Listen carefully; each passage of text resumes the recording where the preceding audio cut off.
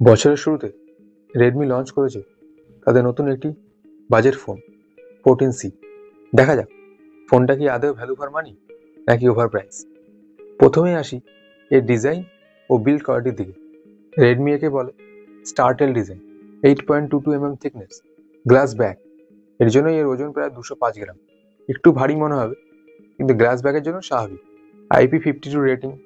এটা কিন্তু water resistant না, এটা ডাস্ট রেসিস্টেন্ট। এছাড়াও মনো স্পিকার, অডিও কোয়ালিটি খুব একটা খারাপ না। স্টিরিও হলে আরও বেটার হতো। 3.5 mm জ্যাক রয়েছে। সাইড মাউন্টেড ফিঙ্গারপ্রিন্ট সেন্সার, যেটা ফোনকে খুব ফাস্ট ওপেন করে দেবে। এটি একটি ট্রিপল কার্ড স্লট, দোকানে 5G ন্যানো সিম ইউজ করতে পারবেন, এবং তার সাথে একটি SD কার্ড, যেটা আপনি 1 TB অবধি এক্সপ্যান্ড করতে পারবেন। Type-C 2.0।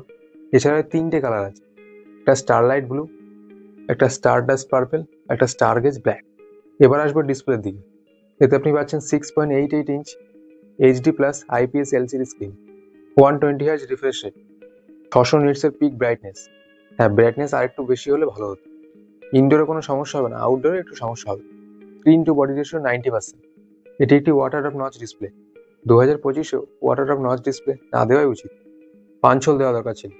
এর বেজেল এবং চিন অ্যাভারেজের থেকে একটু মোটা, এবং ফন্টে গরিলা গ্লাস 3 প্রোটেকশন রয়েছে। এতে আপনি ইউটিউবে ফুল HD+ 60 FPS ভিডিও দেখতে পারবেন, এবং নেটফ্লিক্সে ওয়াইড ভ্যান L1 সাপোর্ট রয়েছে, যাতে আপনি HD+ কন্টেন্ট দেখতে পারবেন। এবার আসি পারফরমেন্সের দিকে, দেখি পারফরমেন্স কি দিয়েছে। এতে রয়েছে স্ন্যাপড্রাগন 4 Gen 2 প্রসেসর। এটা 4S Gen 2 না, এটা 4 Gen 2 প্রসেসর, যাতে আপনি NSA OSA দুটি নেটওয়ার্কই সাপোর্ট করে। এর আন্তর্জাতিক স্কোর প্রায় 4.5 লাখের কাছাকাছি। প্রাইসের দিকে দেখলে প্রসেসর ভালো দিয়েছে। এছাড়াও LPDDR4X র্যাম, UFS 2.2 স্টোরেজ। এতে EMC দেয়নি, ভালো কাজ করেছে এটা। এতে BGMI স্মুথে 40 FPS খেলতে পারবে।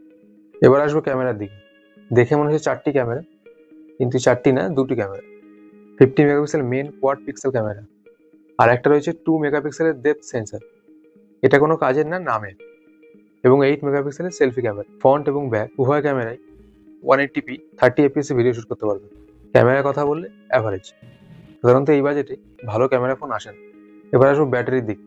5160 mAh ব্যাটারি রয়েছে, এবং আউট অফ দ্য বক্স 33 ওয়াটের চার্জার। কিন্তু ফোনটা সাপোর্ট করে 18 ওয়াট। 33 ওয়াট হয়তো অনেক এক্সট্রা ছিল, দিয়ে দিয়েছে। 15 ওয়াট এক্সট্রা দিয়েছে। এবার একটু OS ও UI দিকে দেখা যায়। এতে out of the box Android 14 পাবেন, 2 বছরের OS আপডেট, এবং 4 বছরের সিকিউরিটি আপডেট। সেগমেন্ট দেখলে আপডেট নিয়ে কোনো কথা হবে না। এবং Xiaomiর হাইপার OS রয়েছে, এবং কিছু ব্লুটুথ রয়েছে, যেটা আপনাকে ক্লিন করে নিতে হবে। এবার আসি কানেক্টিভিটির দিকে। এতে 7টা 5G ব্যান্ডের সাপোর্ট রয়েছে। পারফরমেন্সের ক্ষেত্রেই বলেছিলাম, এতে NSA ও SA দুটি নেটওয়ার্কই সাপোর্ট করে। Dual 5G, Wi-Fi 5, Bluetooth 5.2। Connectivity কথা বললে ঠিক আছে। এবার দেখবো প্রাইস। এতে আপনি 3খানা ভ্যারিয়েন্ট পাবেন, একটা 4GB র্যাম ও 64GB স্টোরেজ, একটা 4GB র্যাম ও 128GB স্টোরেজ, আর একটা 6GB র্যাম ও 128GB স্টোরেজ। বেস ভ্যারিয়েন্টের দাম 9,999 টাকা। কিন্তু আমার সাজেশন থাকবে যে আপনি 1000 টাকা বেশি দিয়ে 128GB স্টোরেজের দিকে যাবেন, তাহলেই আপনি ফোনটা 2 বছর ইউজ করতে পারবেন। এখন ফোনে যে কোনো অ্যাপই হেভি হয়ে গেছে, তার জন্য আমাদের স্টোরেজ প্রয়োজন হয়। ওই জন্য 64GB স্টোরেজের দিকে না যাওয়াই ভালো। এই হলো Redmi 14C এর গল্প। আপনি যদি একটি এন্ট্রি লেভেলের 5G ফোন খুঁজছেন, তবে এটা দেখতে পারেন। এছাড়াও আমাদের এই ভিডিওটা দেখতে পারেন, যাতে আমি 10,000 টাকা থেকে 1 লাখ টাকার মধ্যে বেস্ট ফোনগুলো নিয়ে আলোচনা করেছি। ধন্যবাদ বন্ধুরা, দেখা হচ্ছে পরের কোনো ভিডিও। ভালো থাকবেন ও সুস্থ থাকবেন।